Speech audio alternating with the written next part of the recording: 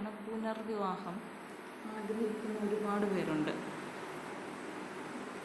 അത് എങ്ങനെയാണെന്ന് വെച്ചാൽ അവരുടെ വിവാഹപ്രായത്തിൽ അവർ ഒരാളെ സ്നേഹിച്ചോ അല്ലാതെ വിവാഹം കഴിക്കുന്നു. പല കാരണങ്ങളായിട്ടും അവർക്കത് തുടർന്ന് കൊണ്ടുപോകാൻ പറ്റില്ല. ചിലപ്പോൾ അതിൽ കുട്ടികളൊക്കെ ആവും. പക്ഷേ അവർക്കത് പറ്റില്ല എന്ന് വന്നിട്ട് എന്താണ് അത് വേണ്ടെന്ന് വെച്ചിട്ട് അവരുടേതായിട്ടുള്ള ജോലി എന്താണോ ആ രീതിയിലേക്ക് തിരിഞ്ഞിട്ട് ആ ജോലിയിൽ ശ്രദ്ധിക്കും. മക്കളെയും നോക്കേണ്ടവർ മക്കളെയും നോക്കി ജോലിയിൽ ശ്രദ്ധിച്ച് അവർ ഏൺ ചെയ്യാനുള്ളതെല്ലാം അവർ സമ്പാദിച്ചെടുക്കും. എടുത്തതിന് ശേഷം അവരുടെ ഒരു ഏജ് മാറുമ്പോൾ അവരുടെ എന്താ പറയുക ഏറ്റവും നല്ല പ്രായത്തിൽ അവർ നന്നായി ജോലി ചെയ്ത് വരുമാനം ഉണ്ടാക്കും. കുട്ടികളും ഭർത്താവുമായി ജീവിക്കാനുള്ള സാഹചര്യം അവർക്കില്ല, അവർക്ക് പറ്റുന്നില്ലെങ്കിൽ അത് വേണ്ടെന്ന് വയ്ക്കുന്നു. അവർ തങ്ങളുടെ തൊഴിലിലേക്ക് ഇറങ്ങുന്നു, അതിന് മാത്രം ശ്രദ്ധ കൊടുക്കുന്നു, സമ്പാദിക്കുന്നു. അതെല്ലാം ശേഷം ആ ഒരു നല്ല പ്രായത്തിൻ്റെ ഒരു അവസാന ഘട്ടമാകുമ്പോൾ അല്ലേ, ഒരു 40-45 വയസ്സ് ആ ഒരു ടൈം ആകുമ്പോഴത്തേക്കും അവർക്ക് അത് കഴിഞ്ഞിട്ട് ചിന്തിക്കുന്നവരുണ്ട്. അവരുടെ ഉള്ളിലേക്ക് ഒരു പങ്കാളിയെ തനിക്ക് ആവശ്യമാണെന്നുള്ള തോന്നൽ വരുന്നു. ഇപ്പം അതാണ് ഈ സമൂഹത്തിൽ മിക്കവാറും പേർക്കുണ്ടാകും.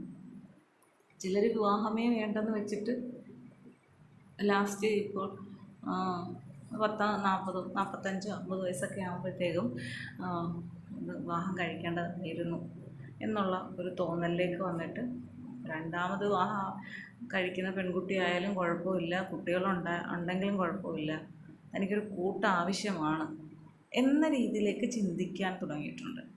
അത് സ്ത്രീകളായാലും പുരുഷന്മാരായാലും ചിന്തിക്കുന്നുണ്ട്.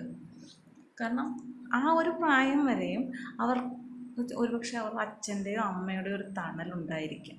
മിക്കവാറും അതാണ് അവർക്ക് ആശ്രയിക്കാൻ, ഡിപ്പെൻഡ് ചെയ്യാനായിട്ട് ആരോ ഒരാളുണ്ടായിരുന്നു. ആരോന്ന് വെച്ചാൽ നമ്മുടെ അച്ഛനോ അമ്മയോ ആരെങ്കിലും കാണും. പക്ഷെ ഇവരൊക്കെ ഒരു സുപ്രഭാതത്തിൽ നമ്മുടെ ജീവിതത്തിൽ നിന്ന് മാറുന്നു, ഇല്ലാണ്ടാകുന്നു എന്ന് വരുമ്പോൾ ഇവർക്ക് പെട്ടെന്നത് ഒറ്റപ്പെടുന്ന ആ ഫീലിംഗ് ഉണ്ടാകും. അപ്പോൾ തീർച്ചയായിട്ടും ഒരാളുടെ ഒരു സഹായം എന്നല്ല, ഒരു പങ്കാളി ആവശ്യമാണ്. നമുക്ക് കൂട്ടിനൊരാളിനെ ആവശ്യമാണെന്ന് തോന്നുന്നു. കാരണം അച്ഛനും അമ്മയൊക്കെ ഉള്ളപ്പോൾ അതിൻ്റെ ഒന്നും ആവശ്യമില്ലല്ലോ. അതിന് ശേഷം ഈ ഒറ്റപ്പെടലിൻ്റെ അവസ്ഥയിലാണ് പലരും ഇങ്ങനെ ചിന്തിച്ച് പോകുന്നതെന്നാണ് എനിക്ക് തോന്നുന്നത്. അല്ലേ, നമുക്ക് നമ്മുടെ കാര്യങ്ങൾ പറയാൻ, അല്ലേ, നമ്മുടെ വിഷമങ്ങൾ പങ്കുവയ്ക്കാൻ, നമ്മുടെ സന്തോഷങ്ങൾ പങ്കുവയ്ക്കാൻ നമുക്ക് കുട്ടികളുണ്ട്.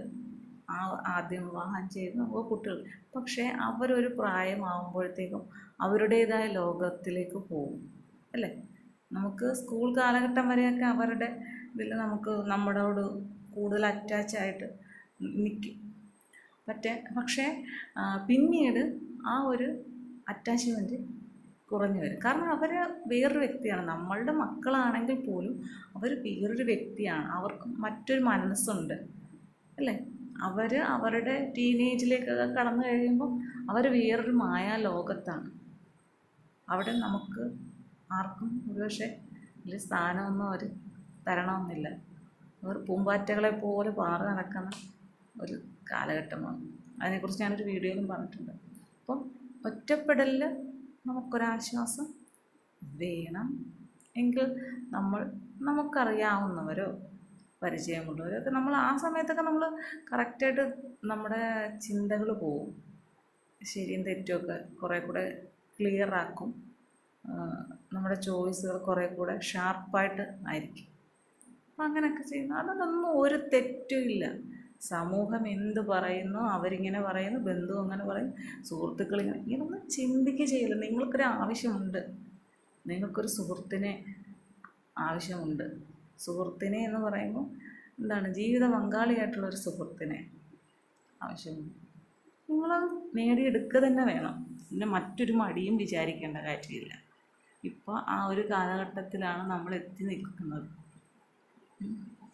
അല്ലാതെ കുറേ നേരം ഫോണുണ്ടല്ലോ, അതിൽ എന്തെങ്കിലുമൊക്കെ കണ്ട് അല്ലെങ്കിൽ കൂട്ടുകാരോട് വർത്തമാനം പറഞ്ഞ് ഇതിനൊക്കെ ഒരു പരിധിയുണ്ട്.